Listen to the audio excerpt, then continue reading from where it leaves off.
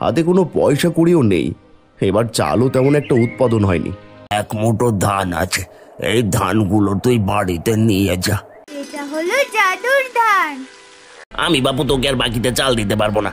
এই জাদুর ধান গাছ থেকে কত ধান হয়েছে? কোনো সাধারণ মানুষ নয় রে, সে হলো কোনো এক সাধু, নিশ্চয়ই তোকে পরীক্ষা করেছে।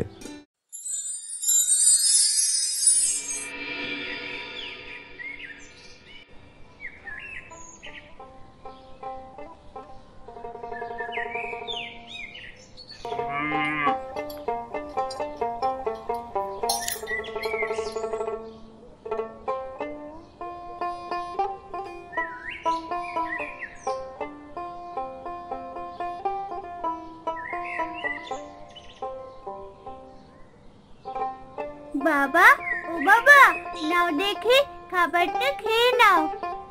কি রে, আজ এত তাড়াতাড়ি খাবার নিয়ে এলি? এখনো তো দুপুর হয়নি। কি আর করবো বলো, তুমি নাকি সকালবেলা না খেয়ে বের হয়েছো, তাই তো মা তাড়াতাড়ি খাবারটা পাঠালো। তোর মাকে নিয়ে আর পারি না।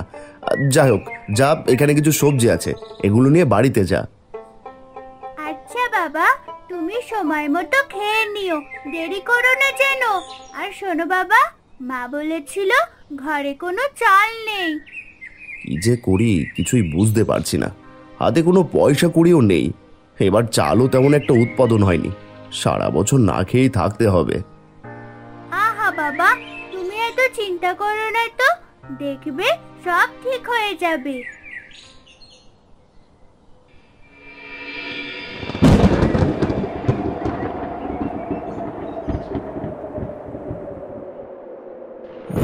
কেউ কি আছো? দয়া করে আমাকে কিছু খাবার দাও, আজ 2 দিন হলো কিছুই খাইনি। এই যে দাদু, তুমি এখানে বসে আছো কেন? আকাশের অবস্থা একদম ভালো না, যে কোনো সময় বৃষ্টি আসবে। কি আর করবো বল, ঘরে কোনো বাজার নেই, সারাদিন না খেয়ে আছি, চোখে তেমন একটা দেখতেও পাই না। ও আচ্ছা, এই কথা। ঠিক আছে, তোমাকে খাবার নিয়ে ভাবতে হবে না। নাও, এখানে কিছু সবজি আছে, এই সবজিগুলো নিয়ে বাড়িতে গিয়ে রান্না করে খেও। না না না না, কি যে বলিস তুই, এগুলো তোর সবজি, আমি কেন নিতে যাব বল? আরে নাও নাও, সবজিগুলো না নিলে তোমাকে তো না খেয়ে থাকতে হবে। তুই খুব ভালো মেয়ে বাছা, তোর মনে অনেক দয়া, তুই তো আমায় সবজি দিলি, কিন্তু আমি তোকে কি দিই বলতো? আমাকে তোমায় কিছুই দিতে হবে না দাদু, তুমি শুধু আমার জন্য আশীর্বাদ করো। না রে মা, এমনি এমনি তো তোর কাছ থেকে কিছু নিতে পারি না। এই নে, এখানে 1 মুঠো ধান আছে, এই ধানগুলো তুই বাড়িতে নিয়ে যা। এই 1 মুঠো ধান থেকে অনেক ফসল হতে পারে। কি যে বলো দাদু, সত্যি সত্যি এই 1 মুঠো ধান থেকে অনেক ধান হবে? এতে কি কোনো জাদুর ধান নাকি দাদু? পাগল মেয়ে, তুই ঠিকই বলেছিস, এটা হলো জাদুর ধান। এবার যা দেখি বৃষ্টি আসবে।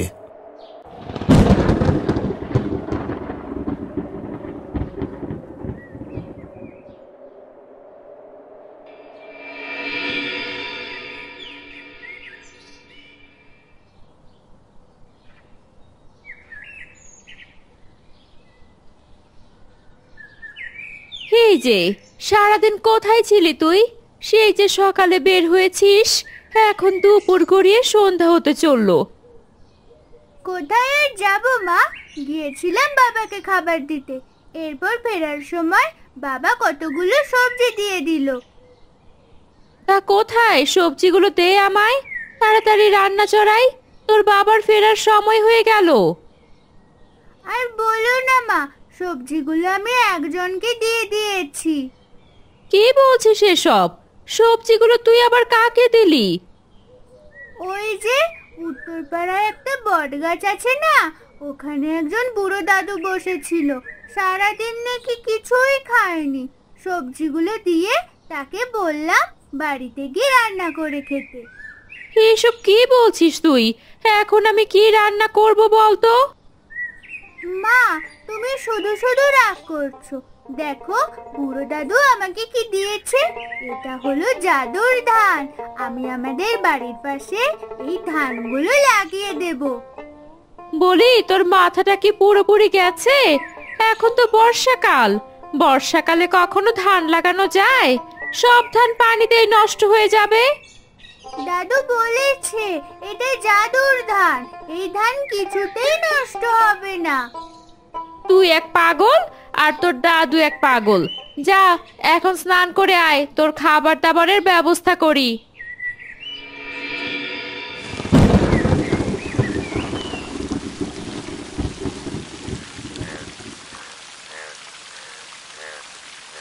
এই মেয়ে, বৃষ্টিতে ভিজে ভিজে এখানে কি করছিস তুই? তোর মা তো তোর দিকে একদম খেয়াল রাখে না, তোকে ভালোই বাসে না। এভাবে কেন বলছো কাকিমা? আমার মা আমাকে খুব ভালোবাসে। আমি এখানে ধান গাছ লাগাচ্ছি, দেখলে তো এটা হলো জাদুর ধান। বলে কি বোকা মেয়ে, জাদুর ধান বলতে আবার কিছু আছে নাকি? তোর মাথায় দেখি বুদ্ধি শুদ্ধি কিছুই নেই। এখন তো তুমি বিশ্বাস করছো না, দেখবে এই ধানগুলো থেকে অনেক ধান হবে। এই গ্রামের সবচেয়ে বোকা মেয়ে হলি তুই। তোর বাবা মাও বোকা আর তুইও। তা কোথায় পেলি এই ধান? নিশ্চয়ই আকাশ থেকে উড়ে এসেছে। ভালো হবে না কাকিমা, খবরদার। আমার বাবা মাকে নিয়ে তুমি একটা বাজে কথাও বলবে না। এই ধান আমাকে একটা বুড়ো দাদু দিয়েছে। তোর বাবা মা যদি বোকা নাই হতো তাহলে তুই এত বোকা হলি কেন বলতো? আচ্ছা এবার বল দেখি, বুড়ো দাদুর সাথে তোর দেখা হলো কোথায়? ওই যে উত্তর পাড়ার বট গাছ, ওখানেই বুড়ো দাদু থাকে। ওখানে দাদু ঘুমায়। আমার সাথে দেখা হয়েছিল আর আমাকে উপহার দিয়েছে। আরে বোকা মেয়ে, ওখানে কেউ থাকে না, তুই ভুল দেখেছিস। তোর মাথাটাও আসলে খারাপ। ঠিক আছে বাবা, এখন তুমি যাও তো, আমাকে বিরক্ত করো না, আমাকে কাজ করতে দাও। যাচ্ছি যাচ্ছি। তোর মতো বোকা মেয়ের না হবে পড়াশোনা, না হবে ভালো ঘরে বিয়ে। সারা জীবন আইবুড়ো হয়ে বাপের বাড়িতেই থাকবি।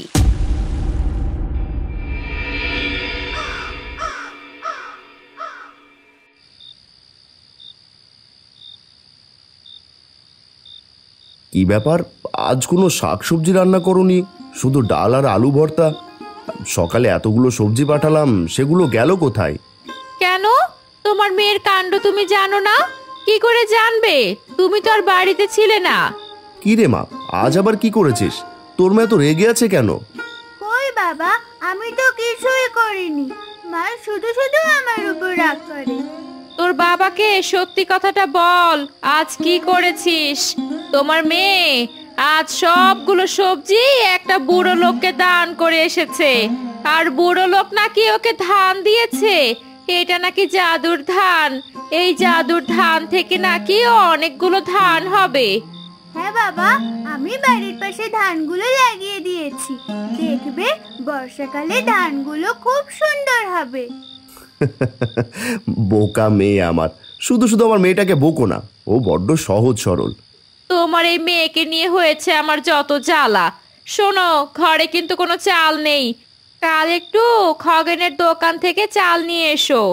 কি দিয়ে যে কি করি, হাতে একটা পয়সাও নেই। ঠিক আছে, খগেনের দোকানে গিয়ে দেখি বাকিতে কোনো চাল পাওয়া যায় কিনা।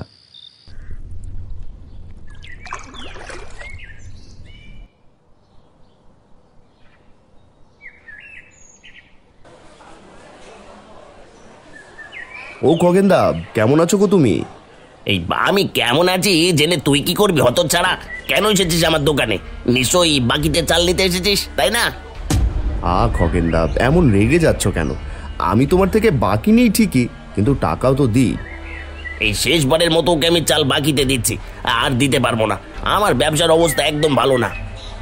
এ বছরটা শুধু কষ্টে যাচ্ছে খগেনদা। এমনিতে তো চালের কখনো অভাব হয় না, এবার বর্ষাকালে সব ফসল নষ্ট হয়ে গেছে। তা তোর ফসল নষ্ট হয়েছে তো আমি কি করব বল? আমি বাপু তোকে আর বাকিতে চাল দিতে পারবো না। এখন যা দেখি, আমাকে বিরক্ত করিস না।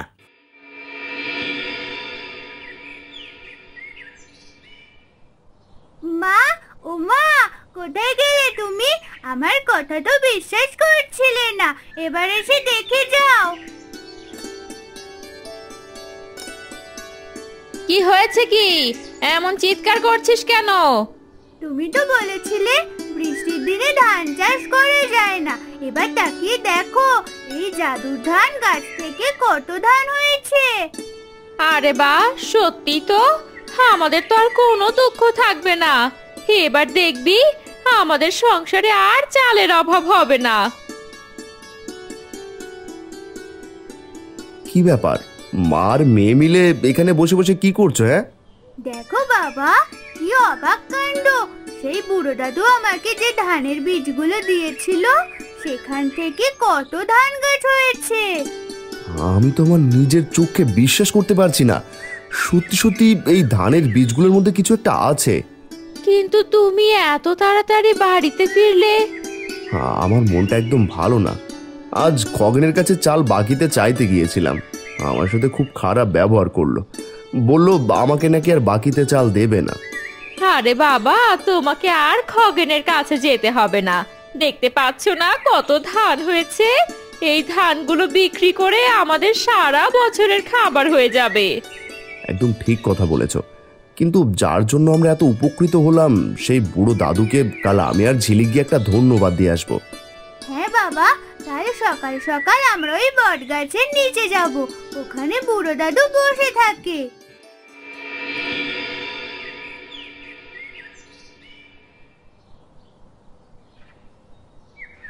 কি ব্যাপার বলো তো বাবা, বট গাছের নিচে তো কাউকে দেখতে পাচ্ছি না।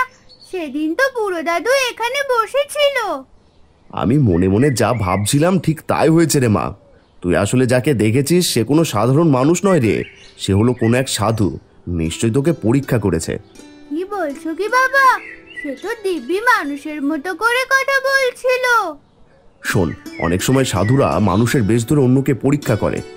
সেদিন যখন তুই সবজি নিয়ে যাচ্ছিলি তখন সে অনাহারি সেজে তোর কাছে খাবার চাইলো, আর তুই সাথে সাথে দিয়েও দিলি। আসলে এটা ছিল তোর একটা পরীক্ষা। তুমি ঠিকই বলেছো বাবা, আসলে আমি তাকে চিনতে পারিনি। তবে যাই হোক বুড়ো দাদু, তুমি যেখানেই থাকো আমি তোমাকে মনে মনে অনেক ধন্যবাদ দিই। তোমার জন্যই আমাদের সংসারের অভাব মিটে গেছে।